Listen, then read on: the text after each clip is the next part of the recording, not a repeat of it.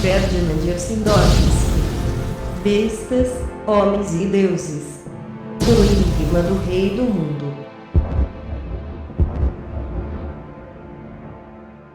O rio do diabo. A floresta de Ulantaiga e as montanhas da Arcatiola já tinham ficado atrás de nós.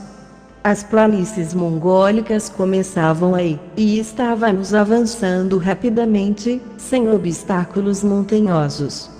De vez em quando encontrávamos pequenos bosques de lárices.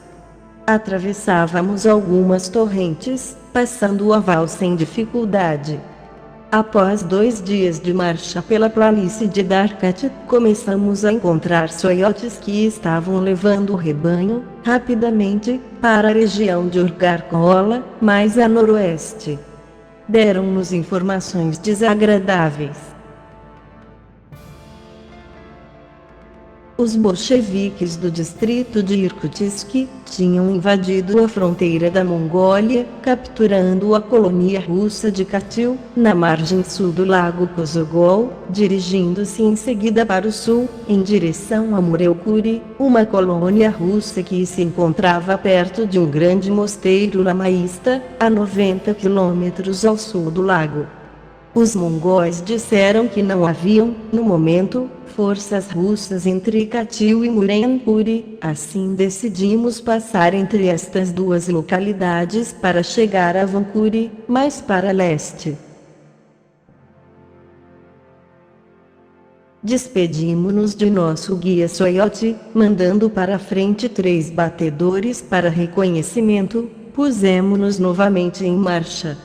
Do alto das montanhas que contornam o lago Kozogol podemos admirar aquele maravilhoso lago alpino, coroado de colinas cor de ouro velho, realçado pelo verde escuro das florestas circundantes, ricas e sombrias. Ao cair da noite estávamos nos aproximando de Katil, com muita precaução, e paramos à margem de um rio que sai do lago Kozogol, chamado Yaga ou Ejingol. Encontramos um mongol que prometeu levar-nos para outra margem daquele rio gelado por um caminho seguro, entre Katil e Mureukuri. Por toda parte, ao longo do rio, víamos grandes obus e altares dedicados aos espíritos do rio. Por que há tantos obus? Perguntamos ao mongol. Este é o rio do diabo, muito perigoso e cheio de truques, respondeu. 2 dias atrás uma caravana de carretas passou por aqui. A capa de gelo cedeu e 3 carretas com 5 soldados foram tragados pelas águas. Começamos a atravessar o rio. A superfície parecia uma espessa chapa de vidro, transparente sem neve. Nossos cavalos andavam cautelosamente, mesmo assim alguns caíram e ficaram debatendo-se antes de poder levantar-se. Puxávamos os animais pelas rédeas. Cabisbaixos e tremendo muito, eles andavam fixando com olhos aterrorizados a capa de gelo. Compreendia o medo dos animais. A chapa de gelo transparente, de mais ou menos 30 centímetros, deixava transparecer claramente o fundo do rio. Mesmo com uma profundidade de 10 metros, as pedras, os buracos e as plantas aquáticas apareciam claramente à luz da lua. A correnteza do Yaga passava embaixo do gelo a uma velocidade espantosa, marcando a direção da correnteza com longas estrias de espuma e bolhas. Parei de repente, sobressaltado. Um estrondo, como de canhão, ouviu-se na superfície gelada, seguido de outro, e mais outro ainda. Rápido! Mais rápido! Gritou o mongol acenando com a mão. Ouviu-se um estrondo seguido por estalidos bem ao nosso lado. Os cavalos empinaram e caíram, alguns deles batendo a cabeça no gelo. Em seguida, o gelo partiu-se e apareceu uma fenda de aproximadamente 60 centímetros que ia se alargando no sentido da corrente. A água jorrou violentamente pela abertura. Apressem-se, continuava gritando nosso guia. Foi difícil conseguir que nossos cavalos se decidissem a pular a fenda e continuassem a marcha. Tremiam e não queriam obedecer, somente as chicotadas fizeram com que eles esquecessem seu pavor.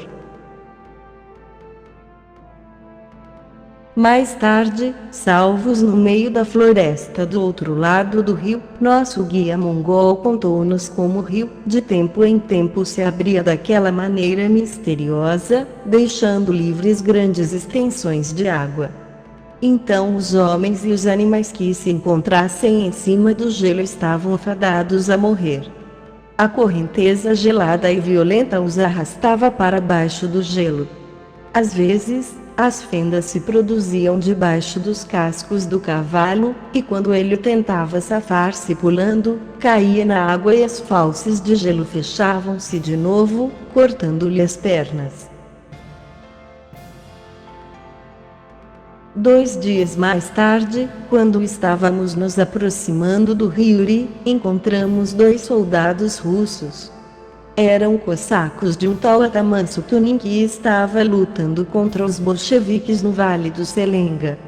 Eles levavam uma mensagem de Sutunin para Kaigorodov, chefe dos antibolchevistas da região do Altai. Explicaram-nos eles que as forças vermelhas estavam esparsas por toda a fronteira russo-mongólica e que os agitadores comunistas tinham penetrado até Kyakhta, Ulanqin e Kóbido, convencendo as autoridades chinesas a entregar-lhes todos os refugiados russos. Ficamos sabendo que perto de Urga e de Vankuri travaram-se choques entre as forças chinesas e os destacamentos do general russo Chernisterberg e do coronel Casagrande, que estavam lutando pela independência da Mongólia Exterior. O barão Cherny levara pior 2 vezes. Os chineses tinham estabelecido uma espécie de sítio em Urga e todos os estrangeiros eram suspeitos de ter relações com o general russo.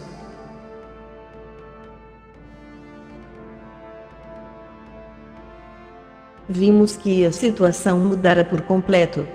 O caminho para o Pacífico estava fechado. Depois de examinar muito atentamente o problema, cheguei à conclusão de que só nos restava uma única possibilidade de evasão. Precisávamos, para tanto, atravessar a Mongólia de norte a sul, evitando aquelas cidades que tinham administração chinesa, passando pelo deserto ao sul do Principado de Lassaktukan, e entrando no Gobi, a oeste da Mongólia Interior, para superar, o mais rapidamente possível, os 90 quilômetros do território da província chinesa de Gansu e alcançar o Tibete. Lá eu esperava descobrir o paradeiro de algum cônsul inglês e pedir sua ajuda para chegar a um porto qualquer na Índia. Eu sabia perfeitamente o sem número de dificuldades a superar num empreendimento desse gênero, mas achava que não havia alternativa. Era nossa última oportunidade, caso contrário, morreríamos fuzilados pelos bolcheviques ou íamos cair numa masmorra chinesa. Quando expus meu plano aos companheiros, sem ocultar nenhum dos perigos que poderíamos correr durante o desesperado empreendimento, eles responderam unânimes: dirija-nos, iremos com você. Havia uma circunstância a nosso favor: não precisávamos temer a fome.